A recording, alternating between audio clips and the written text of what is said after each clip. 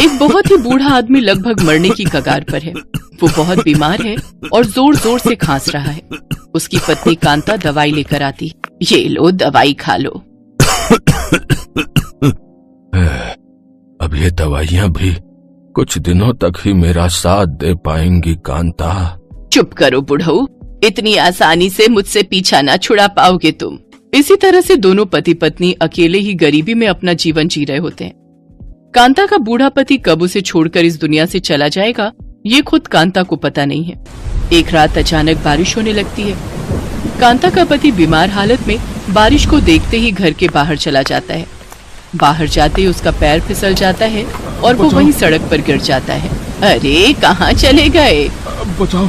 कांता भागकर घर के बाहर जाती है तो देखती है कि उसका पति बाहर पड़ा हुआ है। कांता उसे किसी तरह घर के अंदर लाती है और उसके कपड़े बदलवा कर बिस्तर पर लिटा देती है। वो उस पर गुस्सा करने लगती है। इतनी रात में बाहर बारिश में जाने की क्या जरूरत थी? बच्चे हो क्या? अभी कुछ हो जाता तो? कांता, मैं बाहर बारिश में नहाने नहीं गया था, बल्कि ये देखने गया था कि आसमान में पूरा चांद दिखाई दे रहा है या नहीं। तुम सच में सठिया गए हो।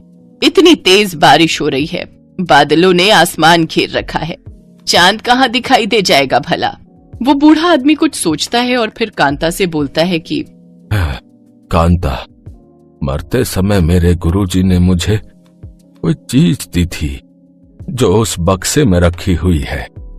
उन्होंने कहा था कि जिस पूर्णिमा की रात बारिश हो रही हो, उसी रात पूरा चांद भी दिखाई दे रहा हो, उस दिन ही वो बक्सा खोलना, तब तेरी जिंदगी और नसीब सब कुछ बदल जाएगा। पर आज तक ऐसा संयोग ही नहीं बना। जिस पूर्णिमा की रात पूरा चांद दिखता है, उस रात बारिश नहीं होती, और जिस पूर्णिमा की रात बारिश होती है, उस रात पूरा चांद नहीं दिखता। अच्छा, तो इसीलिए तुम उस बक्से को किसी को छूने नहीं देते? हाँ कांता। इस बारे में मुझे आज तक क्यों नहीं बताया? गुरुजी ने किसी को भी इस बारे में बताने से मना किया था। तो फिर आज क्यों बताया मुझे? बोलो। क्योंकि मेरा बुलावा आ चुका है। अलमारी में उस बक्से को मैंने इतने दिनों तक संभाल के रखा है। अब से वो तुम्हारी जिम्मेदारी है।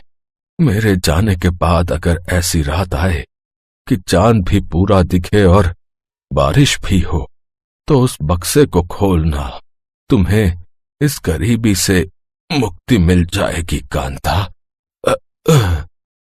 ये कहते हुए वो बूढ़ा मर गया। कांता जोर जोर से रोने लगी। उसके रोने की आवाज सुनकर गांव वाले वहां आ जाते हैं और अगले दिन उसके रिश्तेदार आकर उसका अंतिम संस्कार कर देते हैं। काकी, दिन भर बैठकर यहाँ रोया मत करो। अपनी उम्र से ज्यादा ही जी गए काका। उसके इतना बोलते ही कांता उसे एक तमाचा खींचकर मारती है और वो वहां से चला जाता है।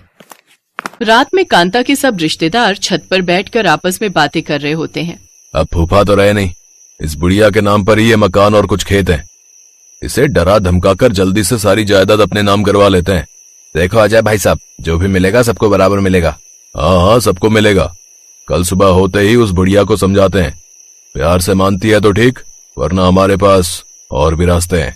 हाँ भाई साहब, कोई औलाद तो है नहीं, बस एक बेटी और मैं उसका दामाद। सुबह होते ही सारे रिश्तेदार कांता के पास पहुंच जाते हैं। कांता भी अब पति खोने के बाद बीमार ही रहने लगी। अम्मा ये लो, इस कागज पर साइन कर दो। क्या है बेटा? देखो अम्मा, ये घर और खेत अब आपके किसी काम के नहीं।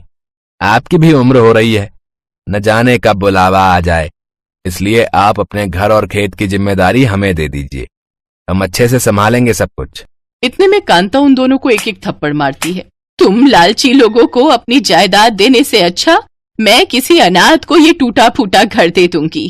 कम से कम उसे छत तो मिलेगी और दुआएं भी देगा। भाग जाओ यहाँ से। उसके रिश्तेदार उस वक्त तो वहां से चले जाते हैं, लेकिन कुछ न कुछ प्लान वो लोग करने लग जाते हैं। बहुत हो गई प्यार से बात इस बढ़िया से, अब दूसरा तरीका अपनाना पड़ेगा। अगली रात वो लोग कांता के कमरे में जाते हैं और अंदर घुसते ही सबसे पहले पंकज कांता का मुंह टेप से बंद कर देता है। बहुत बढ़िया पंकज, अब इसकी आवाज बाहर तक नहीं जाएगी। अब बोल बढ़िया, इन कागजों पर साइन करेगी या नहीं? कांता ना में सिर हिलाती है। उसकी आंखों से आंसुओं की धारा भी बहने लगती है। इतने में अजय और पंकज कांता को मारने लगते हैं। मार मार कर कांता की हालत बिगाड़ देते हैं वो लोग। कांता की बहुत चोटें लग जाती हैं, उसके खून भी निकलने लगता है। बस कर अजय, कहीं ये मर गई तो हम सब फंस जाएंगे। अब कल तक इसका बाप भी आएगा साइन करने। हाँ चलते हैं अभी, मारपीट के कुछ नहीं हुआ तो कोर्ट में केस करेंगे और सब कुछ छीन लेंगे इस बुढ़िया से। हाँ, इसके पास तो केस लड़ने के लिए भी पैसे नहीं है, हम आराम से जीत जाएंगे।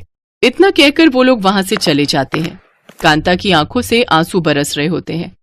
तभी आसमान से पानी भी बरसने लगता है। कांता अपने पति को याद करके बारिश में भीगने लगती है। आज इसी बारिश में भीगकर मैं भी तुम्हारे पास आ रही हूँ बुढ़ऊ। इतना कहते बारिश और भी तेज हो जाती है। अचानक कुछ बादल छट जाते हैं और पूरा चांद दिखाई देने लगता है। तभी उसे अपने पति की कही वो बात याद आती है। आज बारिश भी हो रही है और चांद भी पूरा है। देखती हूँ कि आखिर उस बक्से में ऐसा क्या है। कमरे में आ जाती है और उस बक्से को खोलती है। उस बक्से में एक साधारण सा बहुत पुराना चिमटा निकलता है और कुछ नहीं। इसमें तो सिर्फ एक चिमटा है, वो भी इतना पुराना। इस चिमटे के लिए इतनी बड़ी शर्त क्यों रखी थी गुरुजी ने? चलो कोई बात नहीं, इस चिमटे को अपने पति की आखिरी निशानी समझकर रख दूंगी और जब तक जिंदा हूँ इसी चिमटे से रोटी बनाऊंगी। अगले दिन जैसे ही कांता उस चिमटे से रोटी उठाती है वैसे ही वो रोटी सोने की बन जाती है।